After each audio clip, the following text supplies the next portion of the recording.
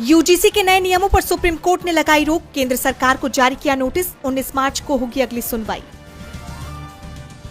राजकीय सम्मान के साथ बारामती में अजित पवार का हुआ अंतिम संस्कार। बेटे पार्थ और जय पवार ने दी मुखाग्नि। अमित शाह और नितिन गडकरी समेत कई दिग्गजों ने दी श्रद्धांजलि। बारामती विमान हादसे का ब्लैक बॉक्स हुआ बरामद। नागरिक उड्डयन मंत्रालय ने दिए उच्च स्तरीय जांच के आदेश। हादसे के तकनीकी कारणों का पता लगाएगी टीम। संजय राउत ने विमान हादसे पर उठाए सवाल, कहा सिर्फ श्रद्धांजलि से काम नहीं चलेगा, तकनीकी खराबी की सच्चाई सामने आए, जनता को सच जानने का हक। अदालत में राहुल गांधी की बड़ी जीत। दोहरी नागरिकता के मामले में कोर्ट ने खारिज की याचिका। लखनऊ की एमपी एमएलए कोर्ट ने याचिका को बताया आधारहीन। शंकराचार्य अविमुक्तेश्वरानंद ने सरकार को घेरा। बटुकों के साथ मारपीट पर कार्रवाई न होने से जताई नाराजगी, कहा देश में काबिज हो चुकी है तानाशाही।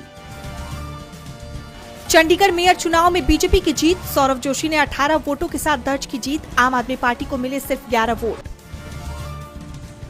संसद भवन में शशि थरूर की खड़गे और राहुल गांधी की हुई मुलाकात। करीब आधे घंटे तक चली तीनों नेताओं की बैठक।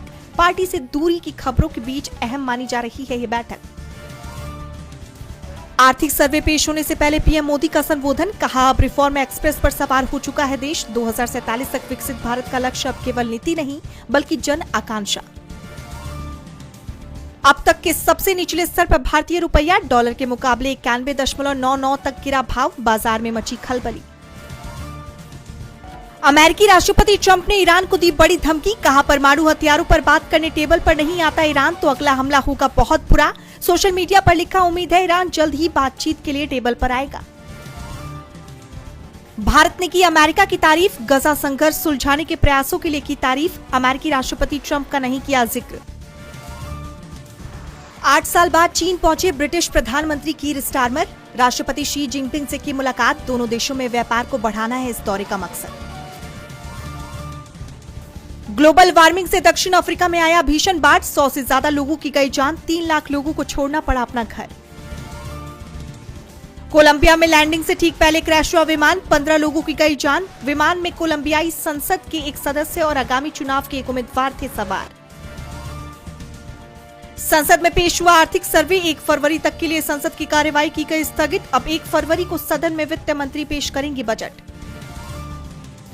यूएस ट्रेजरी सचिव स्कॉट बेसेंट ने भारत और यूरोपियन यूनियन एफटीए पर साधा निशाना, कहा भारत के साथ व्यापार समझौते के लिए यूरोप ने यूक्रेन युद्ध को किया नजरअंदाज। डब्ल्यूपीएल में आज आरसीबी वर्सेस यूपीडब्ल्यू। वडोदरा के कोटांबी स्टेडियम में खेला जाएगा मैच। शाम 7:30 बजे से होगी मैच की शुरुआत। समीर वानखेड़े को दिल्ली हाईकोर्ट से लगा बड़ा झटका। आर्यन खान की सीरीज के खिलाफ याचिका हुई खारिज। शाहरुख खान से मांगा था 2 करोड़ का मुआवजा। सोशल मीडिया पर वायरल हुआ धुरंधर द रिवेंज का पोस्टर। रणवीर सिंह का लुक देखकर फैंस के बीच बड़ी हलचल। फैंस दे रहे प्रतिक्रिया।